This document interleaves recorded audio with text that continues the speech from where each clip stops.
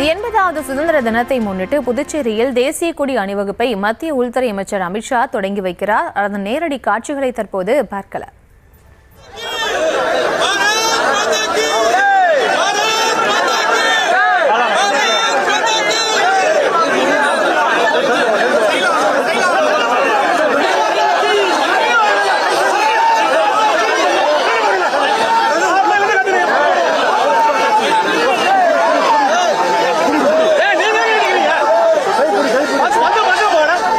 கூடுதல் விவரங்களை வழங்குகிறார் இந்த செய்தியாளர் கிருஷ்ணா. வணக்கம். மேலும் விவரம்.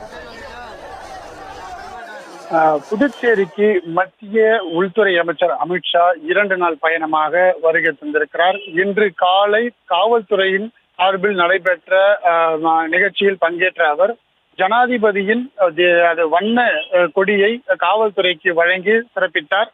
அதனைத் தொடர்ந்து நிகழ்ச்சியை முடித்த பிறகு அக்காடு அந்த ராஜீவ்காந்தி சிக்னலில் இருக்கக்கூடிய தனியார் விடுதிக்கு வருகை தந்த அவர் புதுச்சேரி பாஜக நிர்வாகிகள், மூத்த தலைவர்கள், அமைச்சர்கள், சட்டமன்ற உறுப்பினர்களுடன் ஆலோசனை நடத்தினார்.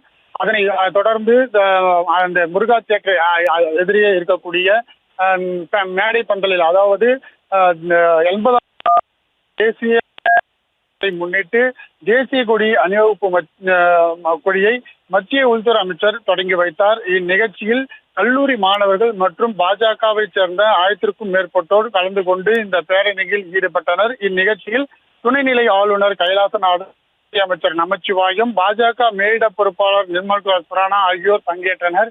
இந்நிகழ்ச்சியில் அவர் இந்த தேசிய கொடியை அசைத்து வைப்பதற்கு முன்பாக முதலில் காவி கொடி கொடுக்கப்பட்டது. உள்துறை அமைச்சர் நமச்சிவாயம் காவி கொடியை கொடுத்தார். அதனை ஏற்க மறுத்த நம்ம உள்துறை அமைச்சர் அமித்ஷா தேசிய கொடியை வாங்கி அதன் பிறகு